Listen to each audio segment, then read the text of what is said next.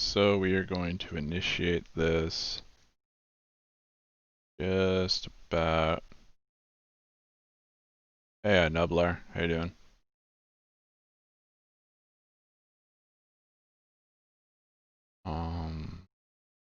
Yeah, okay, cool.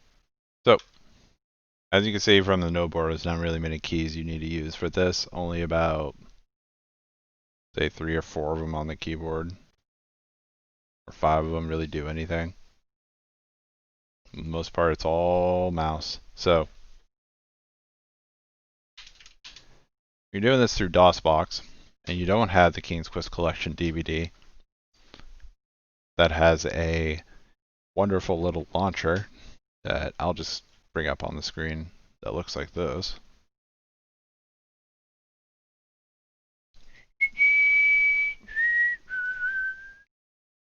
Oop.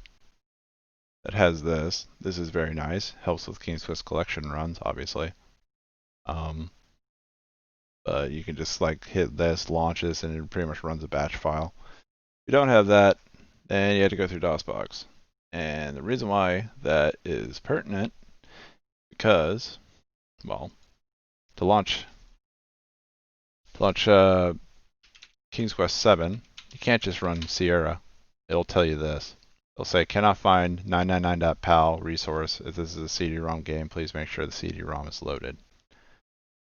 What you need to do is, and I need to look this up so I can have it on the record.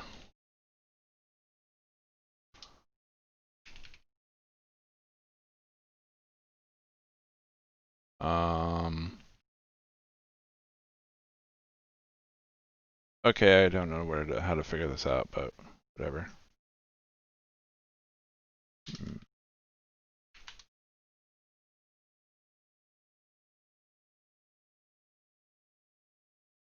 Is it? Yes.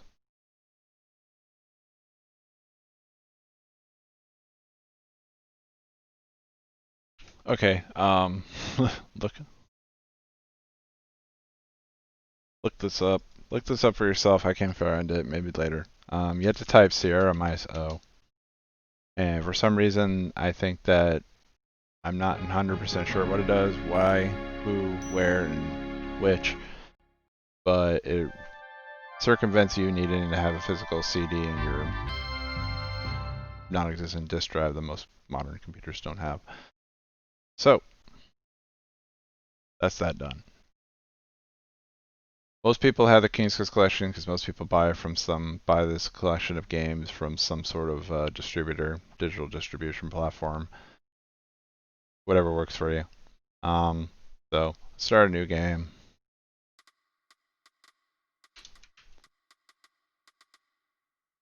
Chapter 1 Tut.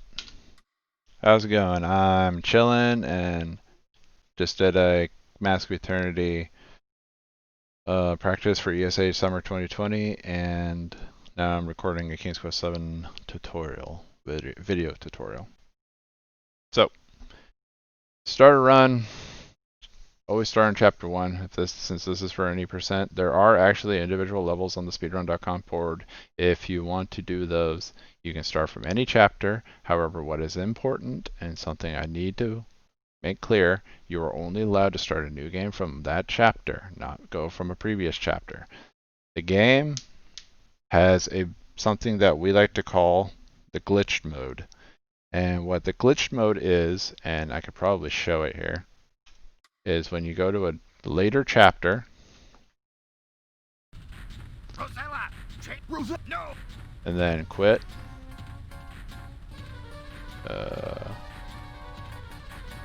Keep the old bookmark and quit the game, and then start a new game. Go to chapter 1. Where in blazes am I?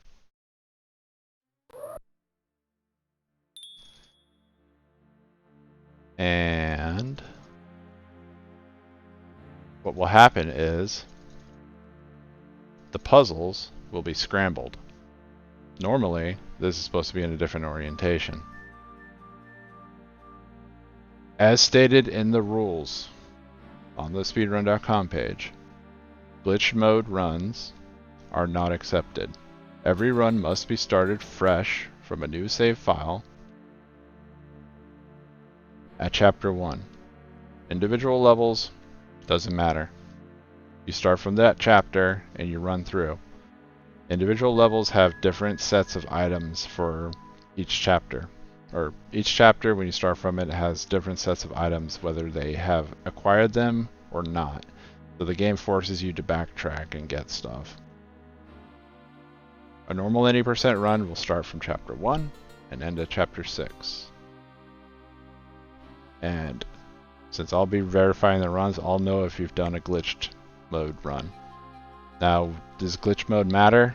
Yes and no. There's a couple puzzles that are able to be glitched when you're in this mode. And I'm not 100% sure if the game is easily completable with this. It's weird, and it's better off just like leave it out to the wind. Okay, I am glad that I put that in perspective. So, to get out of glitch mode, you have to close the game.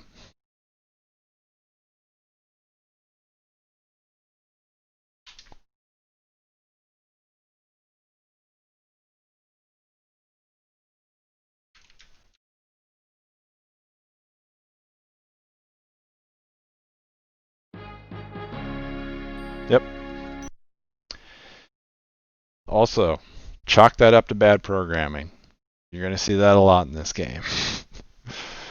So, Chapter 1 Tut, killing it.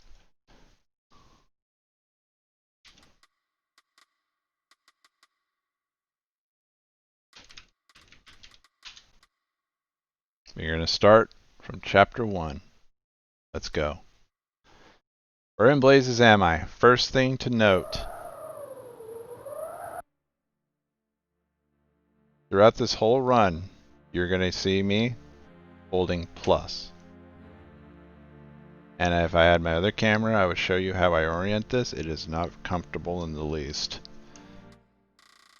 Disregard that. I'm trying to disconnect the USB cable so I can move this over a bit more. I hold my hand, hold my pinky on plus, and I operate the mouse with two hands. Now, why is that? Well, let me back up. You want to hold plus. Wait. You want to hold plus because the game slows down, and it slows down a lot. Like I'll show you. From Valentini's walking from. Whoops. What? Got the jackalope. It's gonna sound like crap, by the way. You start from this rock to this rock. If I do it at equal normal speed, it takes this long. Look how slow she is. If I move it up one, she's slightly faster. Move it up another, faster. Soon you got her moving very fast. This game has very variable speed. Very variable speed. Another benefit of holding plus is certain scenes will have a fast forward button pop up right here, right above the inventory. If you're holding plus and you highlight the mouse cursor over that, it will hit that first frame every time. So you will see me doing that in certain instances. Okay, another thing I want to note. Movement in the game. Let me back that up. With that first holding plus and that fast forward thing. In the beginning of the game, and I'm going to actually show this. In the beginning of the game, you may see that I let the beginning kind of play out for about a second. If you hold plus over the fast forward in the beginning, this is what happens.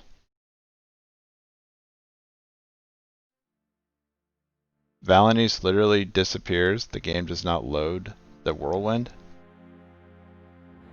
And the game crashes. Yeah. Chalk that up to bad programming. Yeah. So if you're ever watching me run the game and you notice that I do that, it's subtle. Subtle things like that. I can't translate that to you other than showing you and telling you. So if you're starting the game out, don't hold plus right there.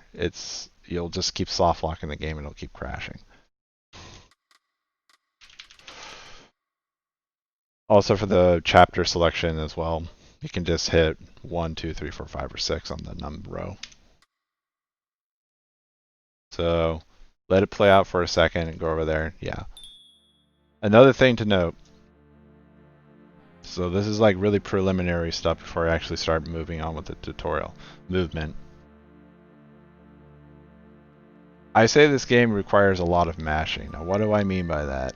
Well, mashing in this game, much like in a normal game where you're using a controller, you'll see speedrunners, they'll be mashing a single button in an RPG or something to be able to skip dialogue. In the previous King's Quest games, we usually hold enter to do that, and it skips at first frame. This game, there is no enter. Enter literally does nothing. So you have to skip using left mouse button, or right mouse button. Left mouse button moves and skips a single line of dialogue, much like the other King's Quest games. And right click skips a block of dialogue in certain instances. However, they also have you have other ones. They move your character, obviously. All movement and everything is controlled through the mouse. However, you would think, well, doesn't left mouse button just connect that? No. Yes. But right mouse button does as well. Now, you could just keep like mashing left mouse button and Valenius will move fast. However, you pretty much have two pedals here, If you're just going to keep pedaling one pedal, you're going to wear yourself out. Why not just use both of them? So what you can do, what that does, is makes Valenius, who's just moving normally at this speed, suddenly move this fast, and on these scrolling screens at least, she can literally go off the screen. So you're moving her fast, and you can move her very fast depending on how fast you can mash. Also, I would like to note, I wrote a macro. Well, I didn't really write it. I did it with Corsair's IQ software, but I had a button set that would do a left button, click, then up, and a right click up with 1 millisecond between. And I would hold that button. I could literally move Valenius all the way, and I wish I still had it. I could literally move her all the way around the screen and she would follow the mouse cursor. That's pretty much how movement works in this game. So for me, what I do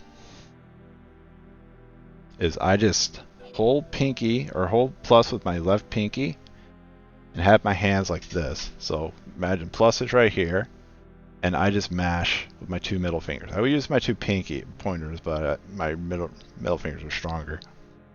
I'm probably going to get RSI from that shit at some point, but hey, it's worth it for world records. So you see me moving, it's always going to be like this. This also ties into how you do the out of bounds later on. So anyways, let's start the game. First thing you do, once you get into this, is skip that blah blah blah, grab the petticoat and go down into the desert. Colin Farwalker may show up here. You can talk to him, skip his thing, and what that'll do is just... Ooh. Sweetheart, why are you moving so slow? Oh, the game's glitchy. Huh, that's strange. Maybe it's fixed now. Nope. Thanks, game.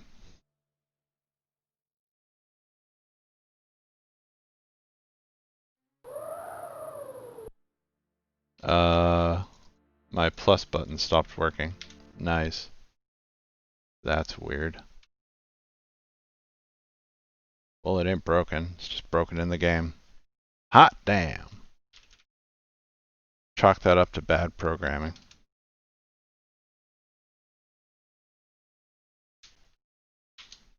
Oops. Pardon me. Please reinstall it.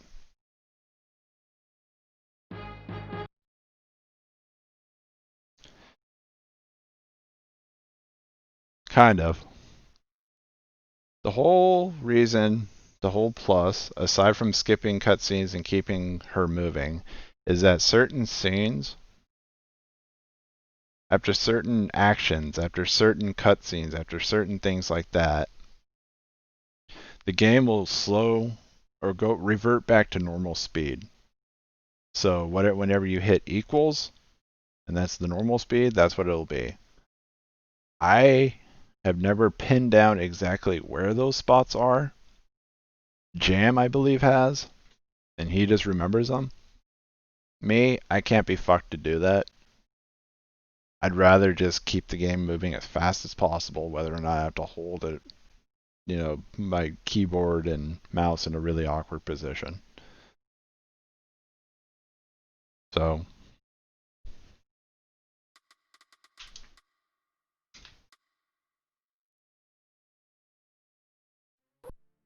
that's how pretty much that goes. So without further ado, so go down here, Tall and Firewalker's here. You can talk to them and dismiss them.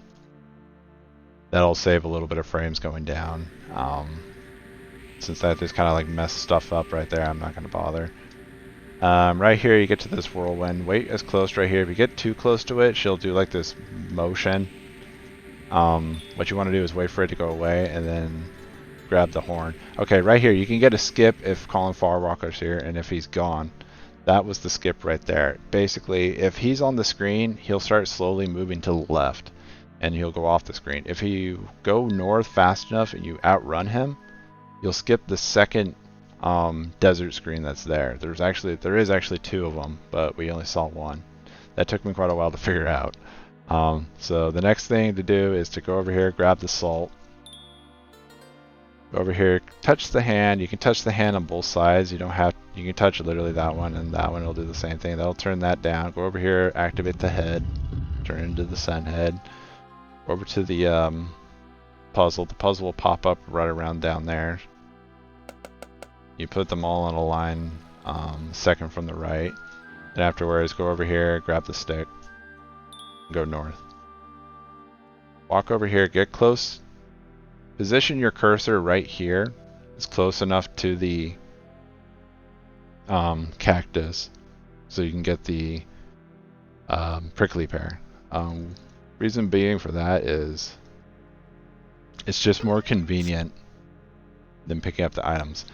Unlike other games where you can actually have the character moving when you grab an item from your inventory, this one, it just literally stops them dead in their tracks. So it's better off just moving them to a position where it's convenient than doing inventory object puzzles. So anyways, afterwards we go right and go inside. Buffer your cursor in that position to grab this. Okay, the box, the basket. This is like one of the two items you actually need to use the eye to activate with like close scrutiny sort of thing. What you do here is you need to get the corn seed that's inside of it. So you knock off the top and kind of move it slowly. Move your mouse to the right in a clockwise motion. It'll move this over. More than likely the first time you do it, it'll just kind of spaz out of control and go like that, depending on the sensitivity of your mouse. Over time, you will just kind of develop the muscle memory to just open it up and kind of go like this. Even I still fuck it up, and then you grab it.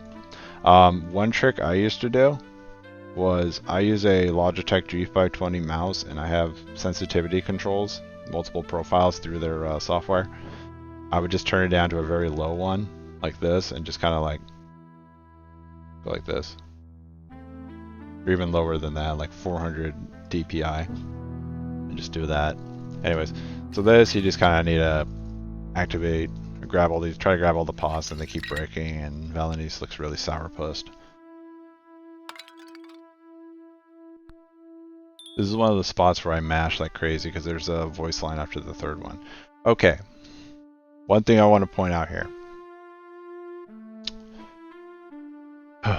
So, one reason, these are one of those very subtle things that not a lot of people would, it'll just evade them. You obviously want to walk out here, but this is what happens when you just click the door.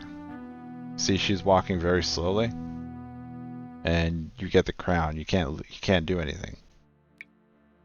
You'll say like, hey, in your speedruns, for some reason she walks really fast. Well, when you're over here, what you don't want to do, there's a lot of these. There's a lot of these like hotspots that slow the game down. Just put it this way, it slows your character down to a crawl. What you want to do is not click on the hotspot, but click above it or around it. I click up here and I mash. What that'll do is it'll literally bring her to the edge of where the hotspot is, or a hitbox, or whatever you want to call it, transition. And then you let her go to it. So you're saving frames by doing so, of course. So if she's over here, you're better off just going like this, then click it. So there's a lot of those. I'll make sure to make note of all of them. Yeah, interesting, see? So, the jackalope right here. As you'll notice, there's two holes. And that jackalope you saw previously during the tutorial, he lives in here. If you walk close to him, he'll pop out and blow a raspberry at you. And then what that does is has Valen just goes and that animation. And pretty much every time you leave the screen, go up and go by his holes, he'll do that to you. How you avoid this? By getting as far away from his holes as you possibly can, which is down here, or even down there, and then you walk across. So pretty much this, draw a line in your mind of it going across. This is outside of the range. If you walked like right here, it would pop out and do it. You can literally avoid him 100% by doing this. So the next thing that we have to do is go to the rare curiosities and talk to the kangaroo rat. And that is his name. He's the kangaroo rat. He needs spectacles, and we need to get him from the jackalope. Jackalope pops out right there as a scene. Since I held plus right there, he didn't pop out. So how I do this now is I avoid him. So what we need to do is move like this down over to here to that line, follow that line, and then end up right here. If you pop up, if you walk to this spot specifically, he will not see you. And you can do the next series of inventory object puzzles to get him out. So go down like that, down, up. You are going to have to click on this arrow, usually, unless you can slowly, unless you have the better muscle memory than I am to be able to click right here and then go across. More than likely you're going to do that. On offhand chance you may transition down, it's not the end of the world. But yeah, you want to kind of get down to here, move across, and then move up to here. And then, now you're like, okay, so let's use the horn, because this is the puzzle. The puzzle is to use the horn, you blow him out, and he pops out, you get the spectacles, you go to the kangaroo rat. If you use the horn on the hole by itself, you'll get a very, very, very slow animation. Two animations, actually, because there's sand inside of the hunting horn. However, if you use the hunting horn on Valenese, oh dear, the animation's faster. Ugh. You have no idea how long that took me to figure out. Actually, I think Jam was the one who told me about that. It's one of those things that was in his original run that I completely missed. So, what you want to do is that, and then click on this, and she'll do that. She'll do that V motion walk right there, which avoids triggering you.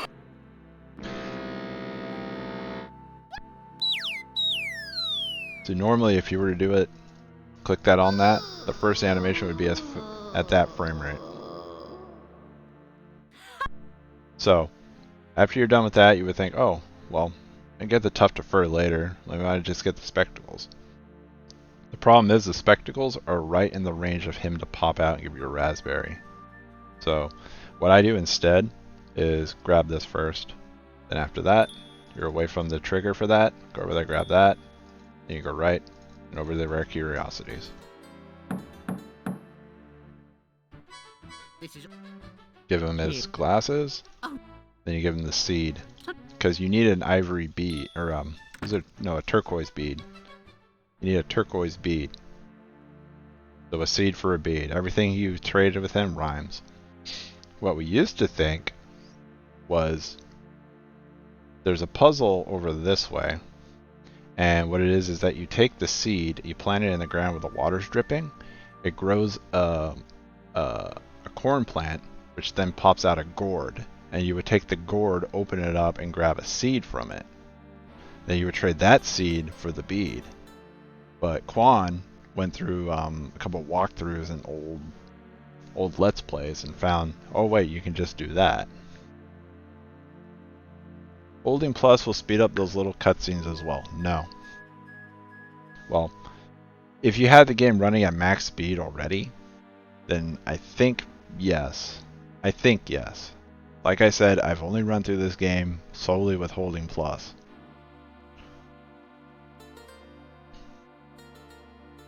A lot of the animations are completely programmed to run at whatever frame rate they're set at.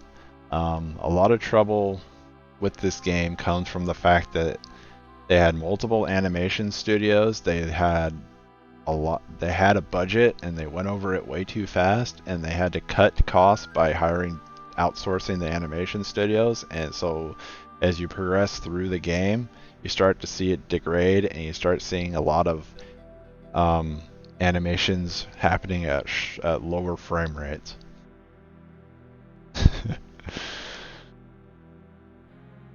Hey Lars Mandel, how you doing? So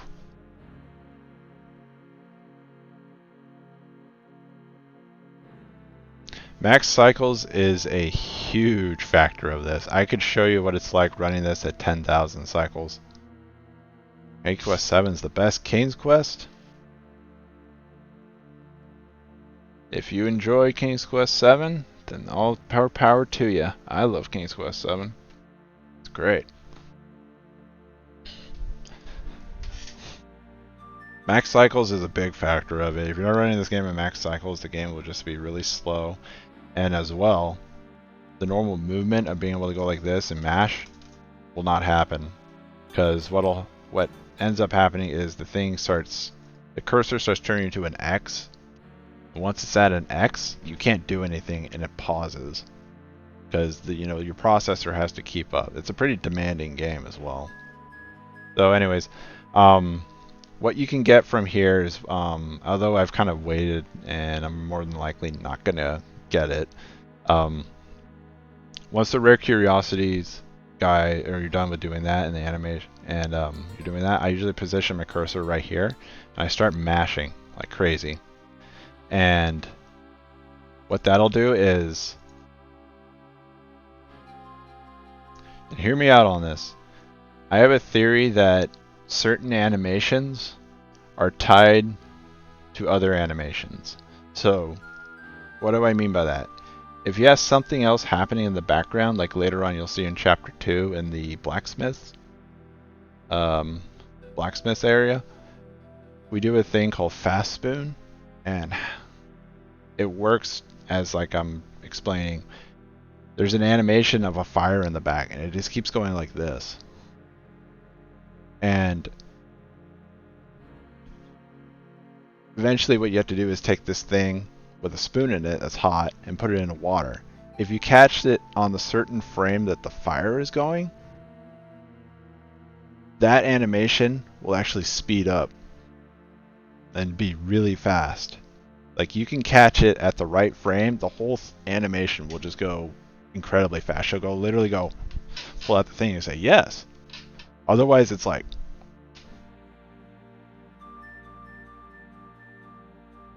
so timing is very important, and watching for things like that.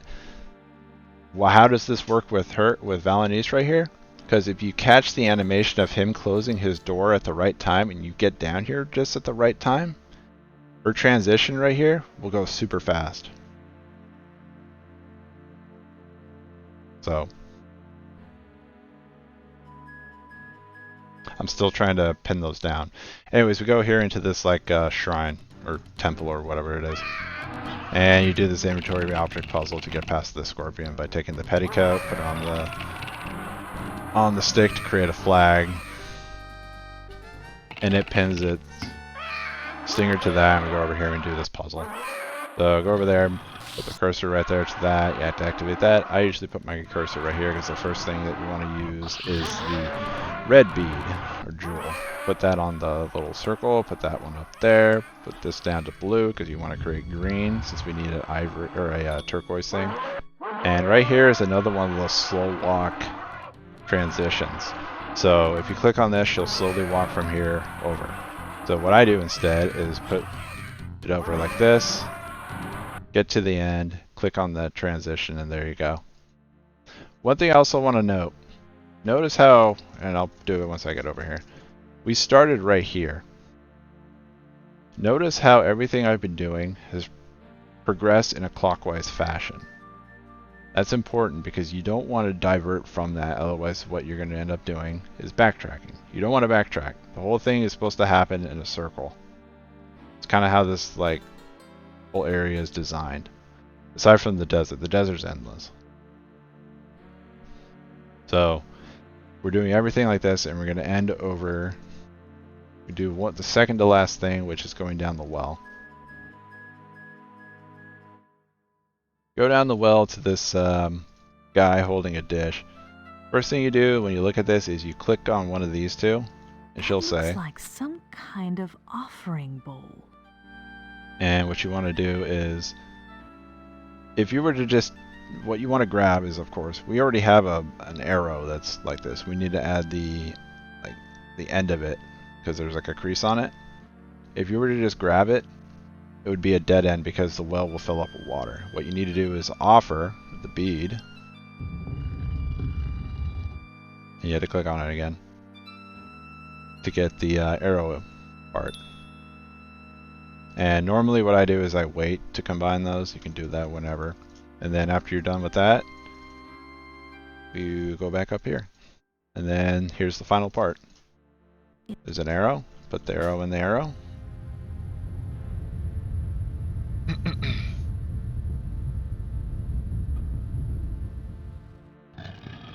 And there we go. That's the end of chapter 1. And take note of where my cursor is, because that's always where the continue button for the next chapter